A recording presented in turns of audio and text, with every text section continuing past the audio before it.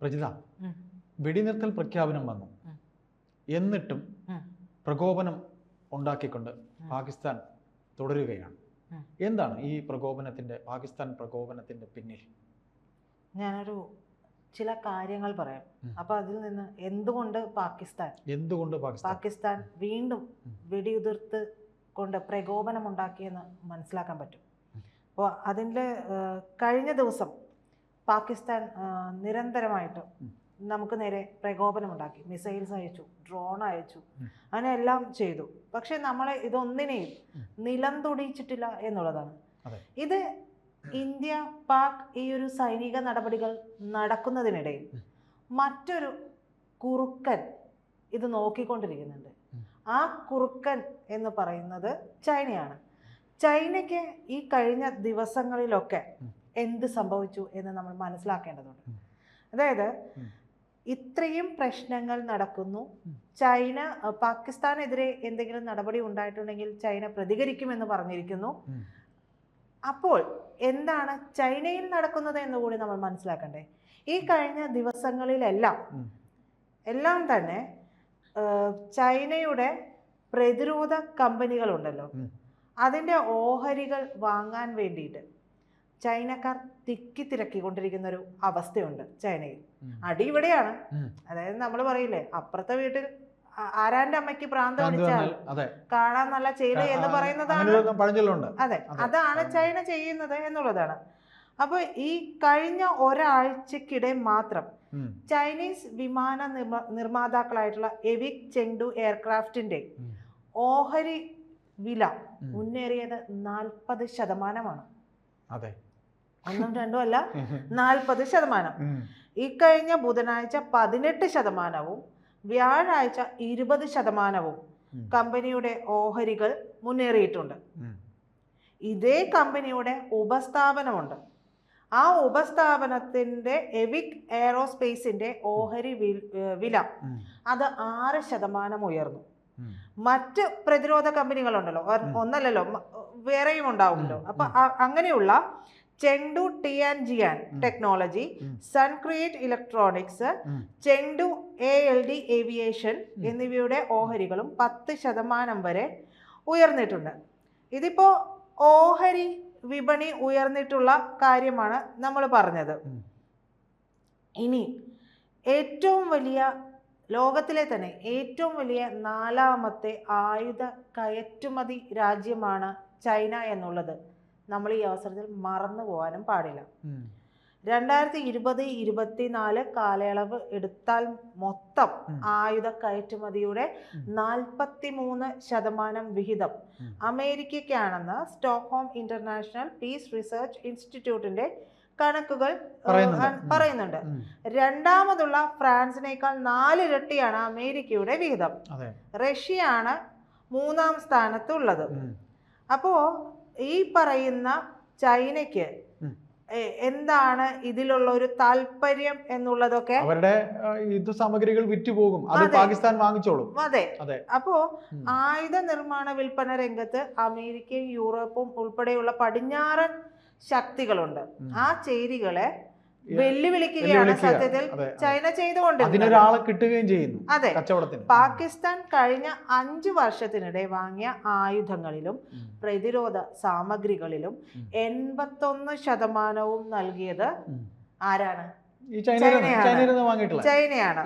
അപ്പോ US-ന്റെയും ഫ്രാൻസിന്റെയും മറ്റ് ആയുധങ്ങളും ഒക്കെ ആയിട്ട് താരതമ്യം ചെയ്യുമ്പോൾ ചൈന ആയുധങ്ങളുടെ മികവൊന്നും തെളിയിക്കാൻ പറ്റിയിട്ടില്ല. അതായത് ചൈനീസ് പ്രോഡക്ട്സിന്റെ നമുക്ക് യൂസ് ആൻഡ് ത്രൂ ആണ് അവര്. അപ്പൊ ആ സാധനങ്ങളുടെ മികവൊന്നുമില്ല. പാകിസ്ഥാനും മറ്റാരെങ്കിലും ഒക്കെ ഇത്രത്തോളം ഒരു പ്രതിരോധ വിപണിയിലേക്ക് ആരെങ്കിലും സംഭാവന ചെയ്യുമെന്നൊന്നും നമുക്ക് പ്രതീക്ഷിക്കാനും കഴിയില്ല. ഗ്രാഹ്യമൊന്നും അവിടുത്തെ പട്ടാളക്കാർക്കും അവിടുത്തെ പട്ടാള മേധാവിക്കാവില്ല. ഫ്രാൻസിലൊക്കെയുള്ള നല്ല സാധനങ്ങൾ മേടിക്കുക എന്നൊക്കെ പറയുമ്പോൾ സാമ്പത്തിക ശേഷിയില്ല. അപ്പോ ഈ സാഹചര്യത്തിലാണ്. അപ്പൊ ഇങ്ങനെ നിലനിൽക്കുമ്പോൾ എങ്ങനെയാണ് ഒരു മിതമായിട്ട് ആ ഒരു കച്ചവടം അവിടെ അങ്ങ് നിന്നു പോകും. ഇത് എവിടെയെങ്കിലുമൊക്കെ ഉപയോഗിക്കാനായിട്ട് പറ്റിയാലല്ലേ വീണ്ടും വീണ്ടും വാങ്ങുള്ളൂ. ചൈനയുടെ പ്രോഡക്റ്റ് ഉപയോഗിക്കാൻ പറ്റുന്നതാണ് എന്നുള്ള ഒരു ധാരണ ലോകരാഷ്ട്രങ്ങൾക്കിടയിൽ കുറവാണ്. വാങ്ങിച്ചു കൂട്ടാം, ഒരു വെടിക്ക് വേണ്ടിയിട്ടൊന്ന് അല്പം പറഞ്ഞ പോലെ യൂസ് ആൻഡ് ത്രോ ആയിട്ടുള്ള ചൈനീസ് സാധനങ്ങൾ വാങ്ങിച്ചു വെച്ചിട്ട് അതെ ഒരു തവണ ഉപയോഗിച്ച് കഴിഞ്ഞാൽ പിന്നെ ഉപയോഗിക്കാൻ പറ്റുന്നില്ലെങ്കിൽ വാങ്ങി വെച്ചിട്ട് കാര്യമില്ലല്ലോ, നടത്തണ്ടേ, ആവശ്യം കാര്യങ്ങളുണ്ട്, നടക്കണമല്ലോ. അപ്പൊ അതിന് ഇങ്ങനെ ഇപ്പുറത്തിരുന്ന് ചൊറിഞ്ഞുകൊണ്ടിരിക്കുന്ന സമയത്താണ് ഇന്ത്യയും പാകിസ്ഥാനും തമ്മിലുള്ള ബന്ധം ഇത്തരത്തിലുള്ള പ്രത്യാക്രമണങ്ങളിലേക്കും ആക്രമണങ്ങളിലേക്കും ഒക്കെ പോകുന്നത്.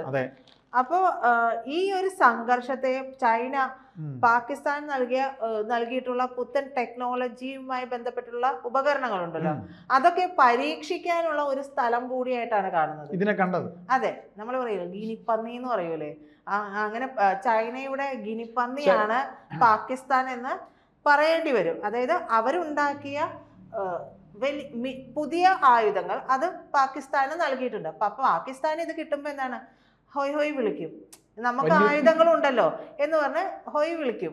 ഹോയ് വിളിച്ചിട്ട് കാര്യമുണ്ടോ എന്നുള്ളത് ഇത് പരീക്ഷിച്ചാലേ ചൈനയ്ക്ക് പോലും ഉറപ്പിക്കാൻ കഴിയുള്ളൂ എന്നുള്ളത് ഈ മണ്ടന്മാർക്ക് മനസ്സിലാവുന്നില്ല. എനിക്കൊരു ഉണ്ടാകുന്ന ഒരു സംശയം ഞാൻ ചോദിച്ചോട്ടെ, ഇത്തരത്തിൽ ഈ പറയുന്ന ആയുധം ഇവർക്ക് കൊടുത്തല്ലോ, ഈ ആയുധ കയറ്റുമതി രംഗത്ത് ചൈന മുന്നേറിയപ്പോൾ ഉണ്ടായ, അങ്ങനെ ഇപ്പൊ ചൈന കയറണ്ട എന്നുള്ള ട്രംപിന്റെ ഒരു കളിയും കൂടെ ആയിരിക്കില്ലേ? കാര്യം അവരും ആയുധങ്ങൾ വിൽക്കുന്നവരാണല്ലോ,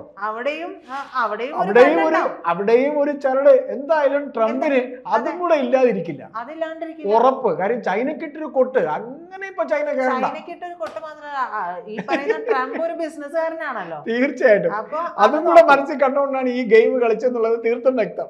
കാര്യം ഈ ചർച്ച ഈ ഒരു അവസരത്തിൽ ഇന്ന് പറയുമല്ലോ, പിന്നെ നമ്മളെന്തോ പറയാ, പിന്നെ ആഹാരം, ഈ കാക്കയ്ക്ക് ആഹാരവും പശുവിന്റെ കടിയും തീരും എന്ന് പറയുന്നത് പോലെ, കാക്കയുടെ വിശപ്പും മാറും പശുവിന്റെ കടിയും മാറും എന്ന് പറയുന്നത് പോലെ ഇതിപ്പോ ഒഴിവാക്കാൻ പറ്റില്ല. പക്ഷെ അവിടെ ഇന്ത്യ മച്ചമ്പിയാണ് എന്ന് പറഞ്ഞും പോയി, നരേന്ദ്രമോദിയോട് മച്ചമ്പി എന്ന് പറഞ്ഞും പോയി. അപ്പൊ മച്ചമ്പിയെ ഒന്ന് പ്രീണിപ്പെടുത്താനായിട്ട് അങ്ങനെ ഇപ്പം ചൈന അങ്ങ് കേറണ്ട, അവിടെ ഇരി.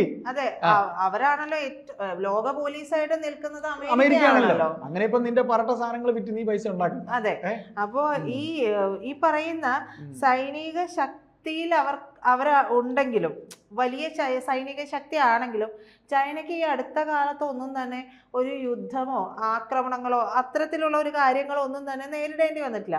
അപ്പോൾ ഇവർക്ക് പരീക്ഷിക്കാൻ ഒരു സ്ഥലം കിട്ടി. അതുകൊണ്ടാണ് ഞാൻ പറഞ്ഞത് ചൈനയുടെ ഗിനിപ്പന്നിയാണ് പാകിസ്ഥാൻ. അതെ, അപ്പോ അയൽ രാജ്യമായിട്ടുള്ള ഇന്ത്യ, ജപ്പാൻ, തായ്വാൻ, ഈ രാജ്യങ്ങളൊക്കെ, കിഴക്കൻ ഏഷ്യൻ രാജ്യങ്ങളൊക്കെ എന്നിവയുമായിട്ടൊക്കെ അതിർത്തി വിഷയത്തിൽ ഉൾപ്പെടെ ചൈനയ്ക്ക് തർക്കങ്ങളുണ്ട്. ഗാൽവാനിലെ വിഷയത്തിൽ പോലും സൈനിക നടപടി പിന്നോക്കം വലിക്കേണ്ടി വന്നു ചൈനയ്ക്ക്. അങ്ങനെ ഒരു രീതിയിലേക്ക് ഇന്ത്യയുടെ ഉയർച്ചയുണ്ടായി.